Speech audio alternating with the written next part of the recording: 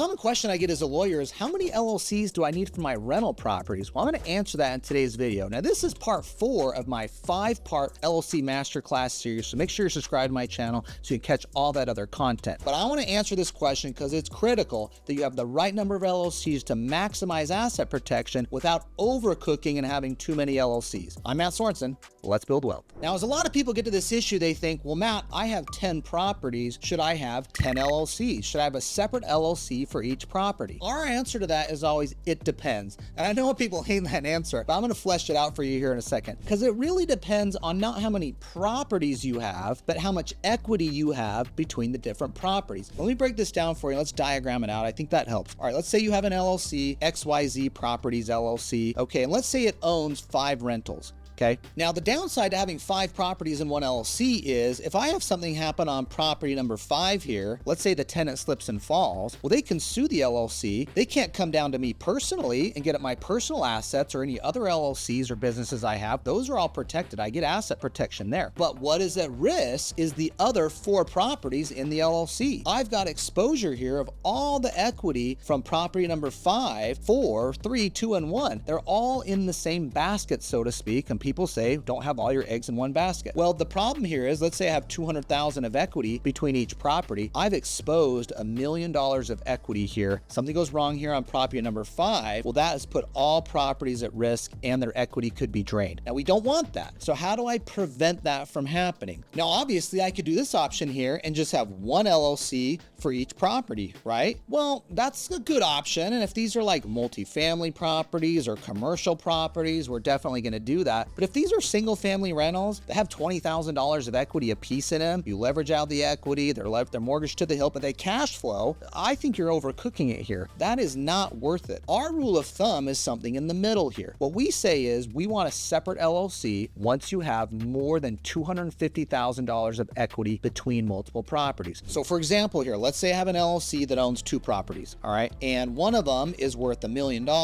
It's got a $600,000 mortgage, okay? So I've got $200K of equity. The other is worth $700,000 and has $300,000 mortgage, so it's got $400K of equity, okay? So I got $1 million of equity here. Well, if something happens on property number 1, again, property number 2 is at risk. So in this example, it makes sense to separate out each property into its own LLC, not because I have 2 properties, because I have 2 properties with enough equity at risk where the value of these properties, each of them has more than $250,000 of equity, is worth the cost and maintenance of an additional LLC. Another LLC is going to cost you $1,200. You're going to have annual fees to the state to keep it active. I mean, we set up thousands of entities in my law firm, KQ Lawyers, every year. We'd love to just set up more entities and say, you need an LLC for every property, but I don't think that's the case. Again, if you got 5 properties here, you could all have them in one LLC if there's only 10 grand of equity. There's not enough equity at risk where a plaintiff's going to go after the properties. But if I got 2 down here with a lot of equity in them, I want the additional asset protection, and the cost of that is now worth it, okay? Because I have enough equity to be at risk. Now, if I'm down here in this structure where I have an LLC for each property, they both have hundreds of thousands of equity. If something goes wrong on property number 1, the tenant is forced to sue LLC number 1. They can't get over to property number 2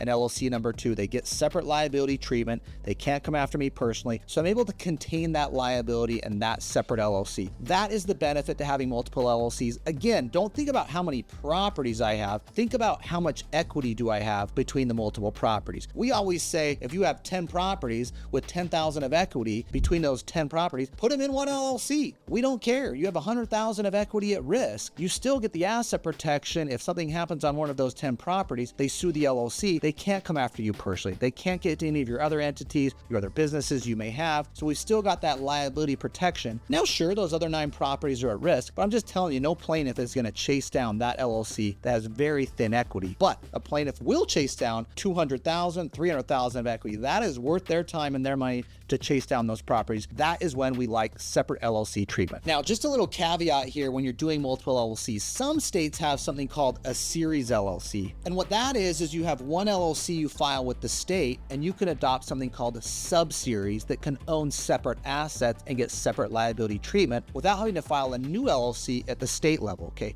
States like Utah, Texas, Nevada, Tennessee, Illinois, there's about 15 other states that have what's called a series LLC. Now, in that instance, we love to use the Series LLC for any of you that have multiple properties, real estate investments with some equity, because we only have to file one Series LLC with the state, and we can adopt these sub-series that get separate liability treatment. And that way we're getting the benefit of multiple LLCs, but we only have one state LLC filing. So for example, you had sub-series number 1, sub-series number 2, sub-series number 3. These get separate liability treatment just as a separate LLC does, but you don't have to have the multiple filings here. Okay, so that can be a little bit of a cheat code for any of you that are in those states that allow for series LLCs with multiple entities. We definitely love those and want to set that up if it works in your situation. And again, this is where the properties are located, not where you're located, okay? We're gonna be setting up this series LLC in the state where the properties are located. So if you live in Arizona, but you have 10 properties in Texas, we're gonna do a Texas series LLC for those 10 properties in Texas, and that could be a great solution for those, again, in the states that allow for series LLCs. Now, I hope this video was helpful. Keep in mind, this is part 4 of my 5-part LLC Masterclass series. Please subscribe to my channel so you can check out those other videos and other tips on saving taxes, protecting your assets, and building wealth. I'm Matt Sorensen. We'll see you next time.